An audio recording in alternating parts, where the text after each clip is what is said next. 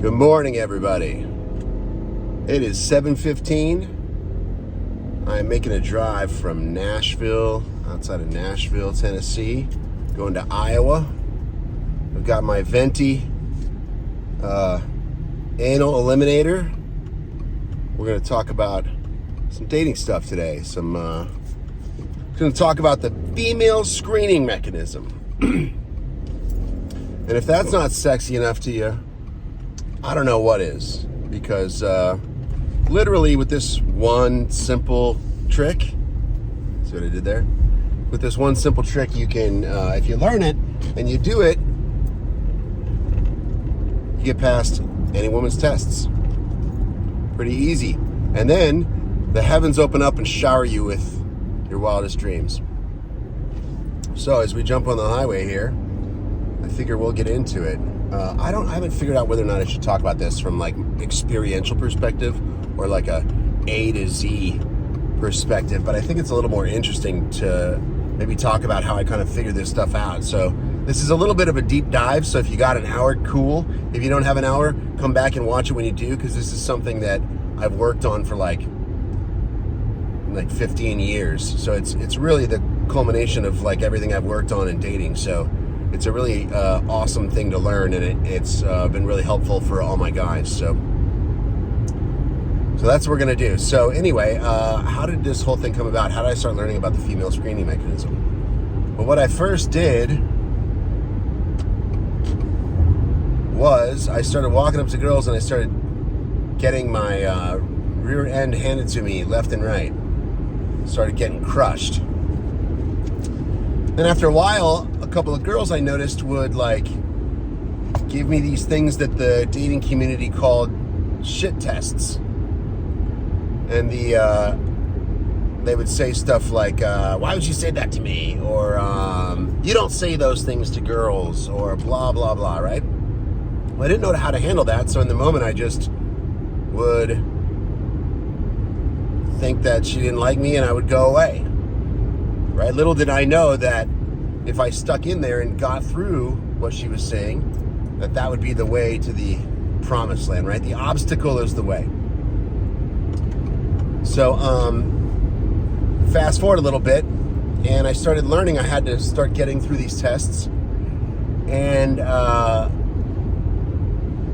rather than the community knowledge of you get through one test and then it's all over, I realized that it wasn't just one, it was a whole series of back and forth like comments to each other. I started realizing this was about dominance.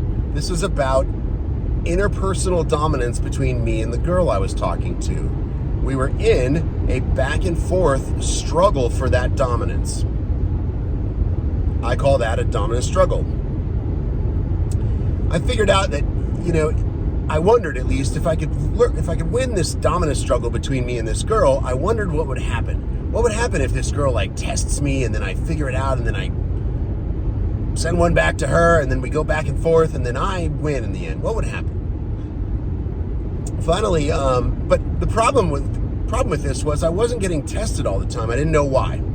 I wasn't getting tested. I could only practice this like once every month or something. Not all girls would do it to me. Couldn't figure out why. So then I was teaching a workshop at a place called One Sunset. This is back in must have been 2007. Teaching a workshop at One Sunset, and this girl started doing this to me, and I said, wow, this is my chance, right? This is my chance to make this dominant struggle thing happen. I'm going to try to win this one. Sure enough, I won this dominant struggle.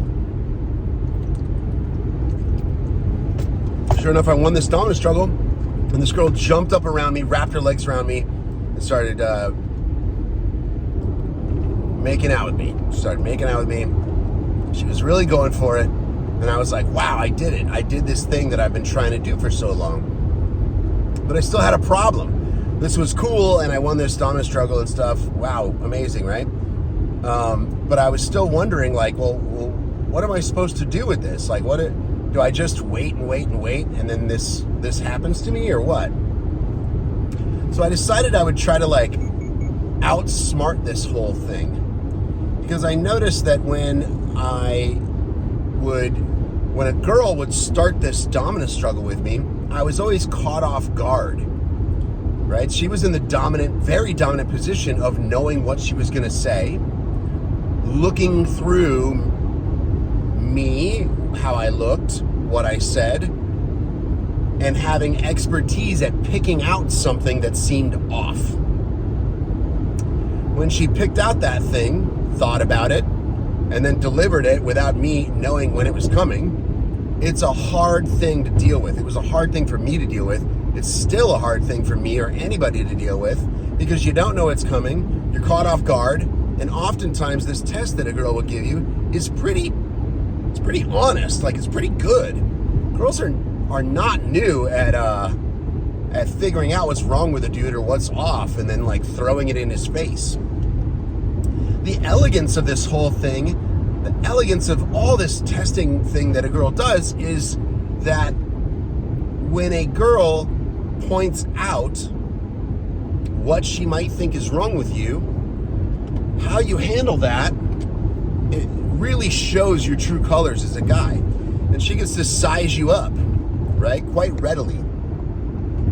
Quite easily. I don't know if this camera's going to hang on. She gets to size you up pretty accurately. She gets to go, yeah, this is really how confident this guy is or is not, right? Also, the elegance of this whole thing is a woman doesn't really have to turn you down when you know that you weren't good enough, right? If you walk away from one of these dominant struggles with your tail between your legs, you don't say to yourself, wow, that girl wasn't good enough for me. You say to yourself like, ah, shit, well, couldn't get her, right? I guess I wasn't good enough. So you know that you weren't good enough. She showed you that you weren't good enough. And you have an equal exchange, right? It's a pretty elegant thing because girls don't have to like turn you down. You kind of know that you weren't good enough. You got dominated socially, because if the girl can socially dominate you, she can reason that you're like not dominant in other aspects so that you're not like an alpha male, right? And somehow, I don't know how, every single girl knows this. I mean, maybe it's because they're all hit on a lot, something like that, but they all got the memo. They all know this. They all do this. This is the way it works. In fact, if you're a woman and you're watching this, you're probably going, holy shit, how did this guy figure this out? And the reason why I would say that is because the girls who I've talked to about it, they're all like, yeah, that's what we do. Pretty cool, right? So the question still is, how do you practice this when it's only happening to you as a guy like once a month or once every 2 months or whatever? I thought, and I was like, well, what if I test the girl, right? What if I test the girl? So I started like saying things to girls like they said to me. Be like, what's with your shirt and shit, Which is like, in the beginning of when I started doing this, it's really hard not to come off as a total dick, really difficult. And also there's this weird, like, serious negativity that goes along with really saying something negative to somebody. It's like a real negative energy that you introduce into your interaction with somebody when you're like, well, what the fuck is this? Or why do you do this? As a guy, you can feel it. And instead of being like, well, screw you then, we all are like, well, we still want to get this girl, so we just try. So we overlook this negative thing that the girl is doing to us because we want to get the girl, right? It doesn't work that way the other way around because the girl is naturally in a socially dominant position because she knows that you want her, right? I mean, you walked up to her in the first place. So women are less likely to, take it easy on you, and they'll jump right back in and hammer back at you. Now you've got this weird negative interaction between you and her that's kind of going nowhere fast, right? What are you going to do then? Now you've introduced this negative element, things are getting weird, things are getting negative, that's not fun, and you're in a bar, just weird, it doesn't work. Girls don't like it, it's just like, why are you walking up to people being a dick, So my thought went on and I was like, well, how do I practice this and not be negative at the same time and, not have introduce this terrible energy into what we're doing? I don't know how I came up with it, but eventually I came up with this idea that I could start this dominance struggle between the girl and I.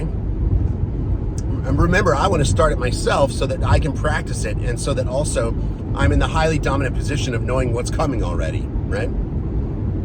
She'll be on her heels instead of me being on my heels.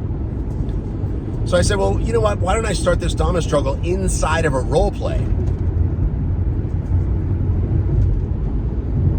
So I told a girl, I was like, I walked up to a girl, talked to her, I don't know, a little 30 seconds or something, or a minute, 2 minutes, whatever it is, and I would wait for her to say something that I didn't like, or I could frame as something I didn't like. And then I would say, listen, honey, I know we've only been dating 6 months now, but if you ever say that again, we're fucking done. Okay, so what I'm doing is I'm starting a role play by telling a girl and acting like I'm just assuming the role of a guy who's been in a relationship with this girl for 6 months. Okay? The way that the girl knows it's a role play is I say, listen, honey, and that's like a impact word, right? Honey. Why would you call her honey? Are you being a misogynist? Or are you acting like, what is that? She doesn't know yet until she gets the second piece of evidence, which is, I know we've only been dating, 6 months now? When I say that to a girl, she knows, oh, he's calling me honey, and he's telling me we've already been dating 6 months, but I know we haven't been dating 6 months. What's he doing? Oh, he's role-playing. Girls pick up these pieces really quickly. They all get it. Well, not all of them. 90% of them get it. Sorry, 10%. Sorry. You fell out of the intelligence tree. All right, so tell this girl, listen, honey, I know I've only been dating, 6 months now, but if you ever see something like that again, we're fucking done. So now I'm in the position of being a guy who's dating this girl. I'm mad at her, and if she ever does that again, she's done, okay? Now, magically, when you do this, girls all come up with the same response. You can go try this exact thing. They've not heard it. I'm the only guy doing this. They've not heard it before. You can go do this exact thing right now, and probably 10 years after this video, you can still do it. And the girls are all going to say the same thing. They're going to go, no, if you ever do that again, I'm dumping you. Right? And there's always the same response works for, dang it, I'm behind this stupid car hauler. The same response works for all these girls. You say, listen, you can't just take, that's like the oldest girl trick in the book. You can't just take what I said and turn it around on me. Every girl does that. Come on. Actually, I spun that around. Usually I'll say, you can't just take what I said and turn it around on me. That's like the oldest girl trick in the book. When you say that, the girl doesn't have anything else to say. She's lost, right? And now you've won your first dominance struggle. This took me a while to do this because I had to go and start saying this to girls. But I learned that the cool part about this was inside of a role play, this serious factor is completely gone. We're arguing in a fake role play where we're fake boyfriend and girlfriend, but the social skills I'm demonstrating inside of this role play are still quite attractive. And the fact that I'm beating her at her own game, at her own screening mechanism, by being interpersonally socially dominant, right? The fact that I'm beating her at her own game is also quite attractive. So now what does the girl do? Well, usually the girl will either keep going with this role play, or you can keep going with the role play, and now you're in this fictitious scenario where you guys are dating, and her friends are going to be like, wait, who's this person? Who's this guy? And I'll be like, you didn't tell him? You didn't even tell your friends? We've been dating 6 months. You didn't tell your friends? Come on, right? She's going to go, yes, I did. I just didn't tell her. Or something like that. Now you guys are off and running. You've got this little role play. It's really fun. You get to fuck around and act like you're a boyfriend and girlfriend in the bar, whatever, right? This is a pretty attractive thing. So I started learning, how to do this, and then I started practicing this back and forth, right? That was a very rudimentary, for the record, that was a very rudimentary example. It's meant to be able to give you something you can start with just the way I did. what you'll learn when you do this is that these dominant struggles will still come out of nowhere to you from the girl's end, and they'll be hard to deal with. It still happens to me when I'm out. It's still this female screening mechanism. It's not like I learned it and it all of a sudden went away, right?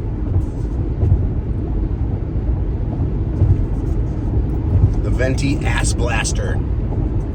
It's good.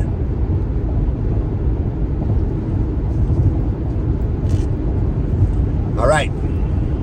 So where do we go with this? What do we do with this? I'm kind of giving you the whole thing. You're going to learn that women have varying levels of how soon they give up, or how soon they give up or don't give up when you do these dominant struggles with women.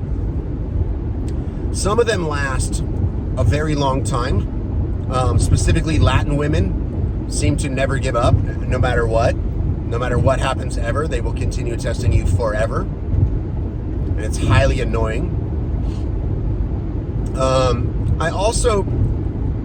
I practiced this a long time. I started to get a feel for what was happening when I won them.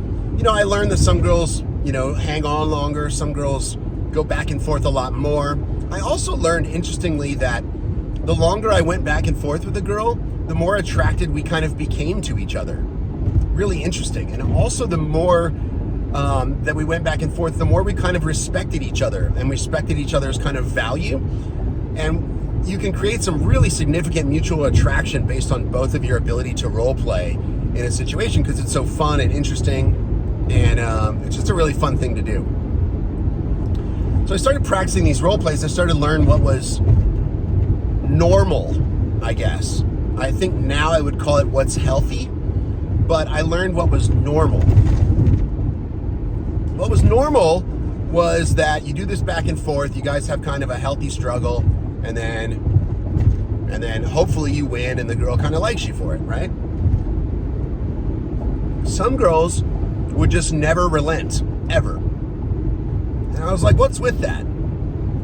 What's with these girls who will never relent? So I explored it a little bit further, and I decided I would be a little harsher with these girls. Instead of being, in role play land the whole time, I would just have real dominant struggles with the girls who were harder. Or I would take it out of the role play and bring it into the normal world by being like, all right, role play over. What the fuck is this? And we go back and forth that way, right? And have a more serious dominant struggle. Still, those girls wouldn't relent. And I was like, what's with that? So I decided to do something out of curiosity that is highly controversial, very controversial. I decided that I would be a little abusive to the girl and see how she handled it. So I would go into asshole land. Assholes get girls because they are socially dominant in these situations. But the reason we call them assholes is because they're socially uncalibrated. So they're mean in an uncalibrated way. They've achieved their dominance, right? They've achieved their dominance, but they've done it in a way that's being a dick. And you don't have to do it that way, right? That's how assholes get girls, by the way. So I decided I was going to be a little abusive like assholes are and see how that worked. So I'd be like, well, this is all bullshit, fuck you, or I would say some terrible shit to the girl. And when I did that to a girl who really argued hard with me, a lot of girls, once they start getting a little bit abused, would respond positively. They would do the same thing as the girl who wrapped her legs around me and kissed me. They would get really into me. Well, what the fuck is that? What is that? Why would a girl want you to say terrible shit to her? I don't know. I think it's maybe some form of abuse, maybe when they're young, or daddy did that or something, but it didn't feel right to me. It still doesn't feel right to me, and I don't like to do it. Right? If a girl is highly mean to me, nowadays I'll hand her ass right back to her. But other than that, I don't do it, right? For instance, there's this girl, I was out with a student, and I was talking with a student, and we were at the Den in Hollywood, and I told this girl, I wasn't hitting on the girl genuinely. She had this cool, maybe houndstooth kind of a pattern on her shirt. I was like, oh, this is a really cool shirt. I love that pattern, you know? And she goes, sure, it's the fucking pattern. And she like looks down at her boobs, right? And I was like, oh, you thought I was hitting on you and that's how you respond to a compliment? No, I'm not hitting on you, and you probably shouldn't respond to compliments that way, you know? Like, stop being a fucking jerk, you know? Anyway, so sometimes girls will still do that. In fact, they do it all the time to guys. They, you know, for the record, does that mean that this girl's does that mean she's a B word? You know, no. I don't think it means that the girl's that way. It's just that the girl has to put up a giant wall to keep all the riffraff out. Right? Girls have this right. This is a good thing girls do. And the girl that you think is a B word is probably not that. She's probably dope. She's also probably trying to keep out all the guys who aren't cool enough to realize that. Because those guys are annoying, clingy, won't leave them alone. When they dump them, the guy will like find her email address and hit it up. It's like, you know, the guy will like drive by their house after they break up. You know, guys get weird, man. Guys with scarcity get super weird. It's also why it's important to show yourself abundance by learning this kind of stuff. Because those girls, I would argue, are the coolest chicks. The coolest, best ones are the ones that keep out the riffraff. They have to keep out the riffraff because they're the coolest, best ones. They're getting hit on the most. You know, guys won't leave them alone, blah, blah, blah. It's really cool what happens when you lift the curtain off this whole thing and you're a guy on the inside and you start like, you know, being treated as such by women. They let their guard down. They, you know, talk about their, you know, their friends' relationships around you, stuff like that. You get to learn kind of the ins and outs of how women work and why they, you know, do the things they do and act the way they act.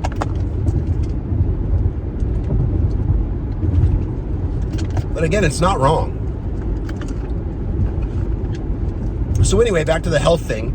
I started learning, like, I think that some of these girls are unhealthy, perhaps abused, and that's why they respond well to this kind of more abusive behavior. But I personally chose not to do that because I just don't like being that way. You can be dominant, you know, socially with your chick, interpersonally, socially dominant with your girl without being a jerk, you know, especially in front of other people.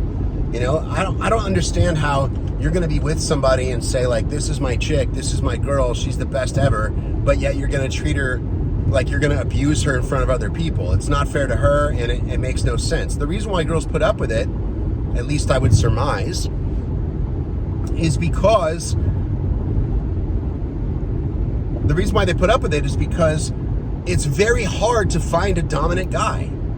It's really hard to find a cool guy. It's really hard to find a guy like that, right? And the reason why this whole thing perpetuates on the guy side is because guys are kind of one-trick ponies.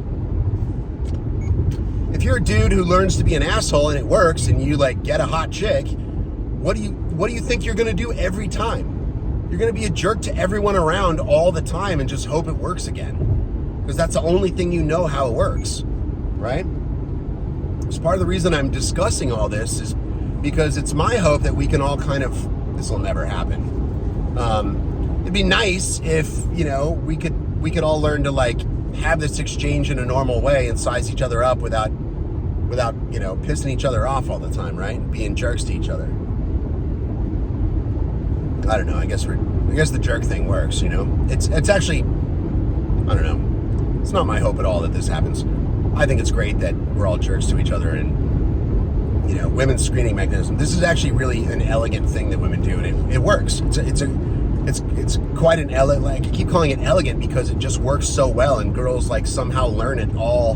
They all got the memo, you know? So anyway, off of the abuse thing. So where does this go? What do? You go out, you do this stuff, you start trying this stuff with girls, you're gonna get in these dominant struggles. Oh, why didn't this, so let's answer a few questions. Why didn't this happen to me in the beginning? why didn't this dominant struggle happen to me? And maybe you're a guy, you're going out and you don't have girls trying to test you. What does that mean? Well, it usually means you look like shit. It usually means you don't look very good. If you don't look like a guy who's got his fashion handled, and your fashion is your ticket to the show, guys. If you don't look good, you're not going to get even treated like you're just a bystander in the game, right? You're not in the game at all. The first thing you should be doing is spending as much money as possible on, maybe not as much as possible, but you should spend a good amount of money on having a good outfit that you can wear out that makes you look good, right? It's your ticket to the show. So if you're not getting girls giving you dominant struggles, you probably don't look good. And the second thing you're probably not doing is opening your mouth. You should be walking up to girls and opening your mouth all the time. So that's that. So what else about this? All right, let's go a little further. I can describe every relationship ever based on the couple's ability to decipher who is dominant via their dominant struggling. Case in point, let's say that a couple fights all the time. We've all seen it. There's a couple that they fight all the time, they break up, they get back together, they have a violent breakup again, they get back together, they do it over and over and over, and nobody knows why. Everybody gives them all this terrible advice. You should leave him. It's not worth it. Blah, blah, blah, blah, blah. But no, I love him. I love him. Why do they always stay together? And why do they keep breaking up and coming back together? But over time, they're still kind of together all the time. The reason why is because this couple has an unestablished interpersonal dominance. They don't know who's winning. No one wins. When no one wins, fights continue. This is how you get this condition. So I can tell you that generally in those relationships, you're going to have a lot of abuse because people don't know who's dominant and why, and they go too far and they try to win these dominant struggles and people get abusive and blah, blah, blah, right? The most common way that these dominant struggles go in relationships is that in the beginning of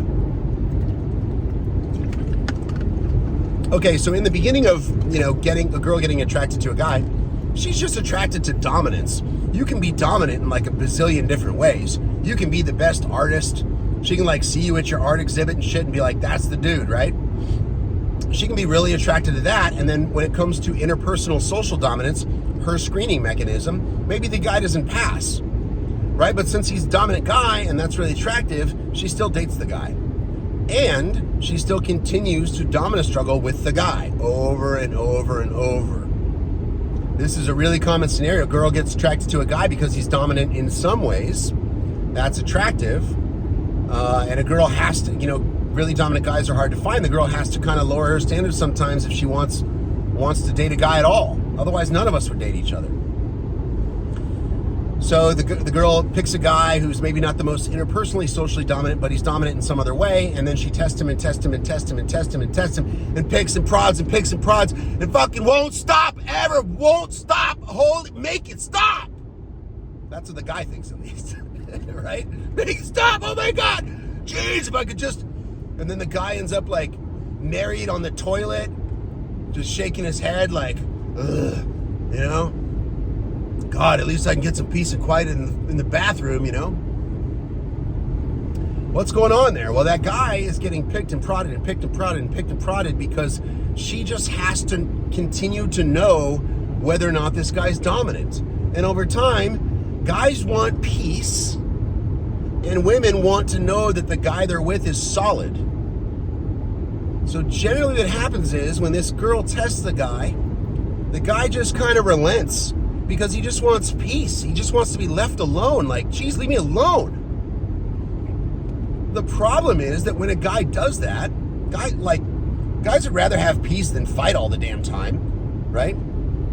If you had handled this in the beginning and just won those tests, it might still pop up every now and then, but it's more of a maintenance dominance thing, right? But if you don't handle who's dominant in the beginning and you let it go forever because you don't know that this even exists, And what happens over time is the girl just beats the guy down until finally the guy just submits, and then the girl gets bored, loses attraction, talks to her friends about it, and they all support her and say, dump this guy. He's not what you want. I don't know, you're not feeling it, right? So is this guy really not a dominant guy, or does he just want peace? It's probably a little bit of both. I mean, the solution obviously is for a guy to, get a little chutzpah going and be like, hey, don't do that, Or calmly and assertively, this is the best way, be like, I don't think I'm going to do that. I mean, I love you, but I'm not going to do that. Right?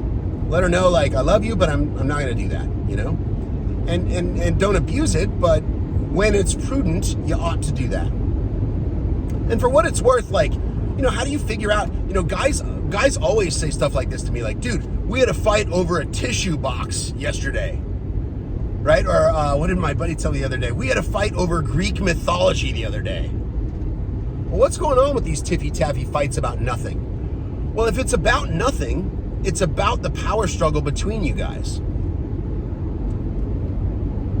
It can be harder to figure out whether or not you're in a dominant struggle when the issue you're fighting about is a little more serious or more real than a tissue box, right? So it can be hard to pick out when you should use this skill you're going to have of dealing with these dominant struggles and these attempts at interpersonal social dominance that'll come at you. But that's the most common thing I see is in divorce and guys who are losing their dominance is they try to have peace. The girl picks and prods. They don't have established interpersonal dominance, and then the girl gets bored of the guy, loses attraction. That is her screening mechanism. She does need to know that the guy is a man about it, and the guy's like a rock. He's my rock. She has to know that her guy can handle it, right? So that's what happens there. For what it's worth, on the other end of the spectrum, you can be an asshole your whole life and maintain your dominance as well, but I don't think that's any way to treat a woman, personally, and I don't think that's, I just don't think that it fosters teamwork in your relationship. I don't think it fosters a great connection. I don't think it makes you and her as good as you could be if you're always trying to, like, hold her down. Like, you can handle these dominant struggles in a way to let the woman know what you will and won't do, right? And you can, fight for what's good for you as a team in a dominant way, but you should not be domineering in a way to keep the woman down so that you're on top. That's no way to do this, right? So it's a delicate balance here of what you're going to do and how to learn this skill and how to do it in a way that's calibrated, in a way that's not you being an asshole, but still maintaining dominance, right? You're going to have to be a guy who has the ability to do, to almost punish, up to and including, like, leaving the relationship in order to fight for the relationship. Like, you have to be willing to say, like, hey, this is not good for us, right? I'm not going to do it. Like, it's not good for us as a team. It's not good for our relationship. I don't understand why you're doing it. I don't want you to go away, but if this causes you to go away, if this issue is so serious to you that it caused you to go away, like, I don't want it to happen, but I get it. I understand. And then if you have a strong-headed woman, she'll leave, realize she made a mistake, and be back within 3 to 8 weeks. Sometimes a girl will do a longer next, right? She'll next you for somebody else for a little bit longer period of time. She'll go and she'll date one other guy kind of seriously and then realize that she messed up and come back. She'll come back. That's a normal thing as well.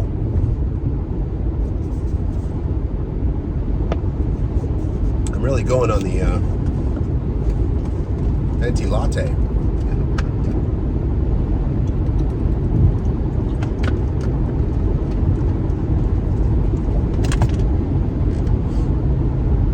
So that's how this whole thing works. Dominant struggles. Being an asshole. Abusing people. Getting it right.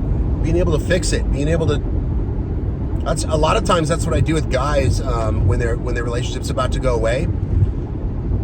They'll call me and they'll say like, dude, my girl just kicked me out of the house. My friend in Long Beach called me and he said, my girl just kicked me out of the house. And I was like, well, he's like, what do I do? And I'm like, dude, isn't she pregnant? Yes, she's pregnant. I'm like, oh, dear God, isn't she your fiance? Yeah. Oh, goodness, man. I'm like, well, I guess you're buying me dinner tonight, right? Drive your ass to Hollywood and we'll go eat some Mexican food and talk this through. So I tell the guy, I'm like, all right, man, give me your phone. Right when we get there, give me your phone. We look at his text messages. We look at what's going on. And all we do is reinstall dominance. Magically, when I reinstall dominance, when I take the guy's phone and I text for him, the very second that you reinstall dominance, you reinstall your relationship. You reinstall attraction. It's exciting to her, right? She starts wondering why she did that in the first place. It's amazing how quickly women can respond to a proper energy in situations like this. The second you reinstall the dominance, the second the girl wants the guy back, oh my gosh, I made a big mistake. You tell the guy what he did wrong. I tell the guy to stick up for himself in these situations. Here's what it feels like. Here's what a dominant struggle is. When you're in one, here's what you have to do. Be prudent. Don't be a jerk. But stick up for what's right. Don't abuse your power when you have it. And you'll be good. And usually when that happens and the guy gets it right, I never see the guy again. And almost always when a guy understands this and he gets married, he doesn't get divorced magically. And it's because he's able to maintain that dominance over time. Really cool thing, man. A really cool thing for guys to learn is this skill. So anyway, I think that'll be the talk for today. There's about 1 million more details about this I could talk about it. I'm sure I'm going to watch this over again and forget about 100 of them. But that's the beginning spiel on dominance, dominant struggles, interpersonal, social dominance, and what I've been working on for a very long time, for the last 15 years. I believe it's the be-all, end-all of dating. I don't think there's any other thing that you really need to focus on than this. If you really want to be good, obviously there are other skills to be good with women, like you actually have to walk up and say stuff. You actually have to, look good and work on your fashion, do all those things. But when it comes down to it, when the rubber meets the road, you're going to be arguing with a girl, figuring out who has dominance over each other, who has power and influence. If you have any more questions about this, feel free to reach out, but I think that'll be our talk for today. Thank you for joining me on my drive from Nashville on the way to Iowa. I will see you guys next time.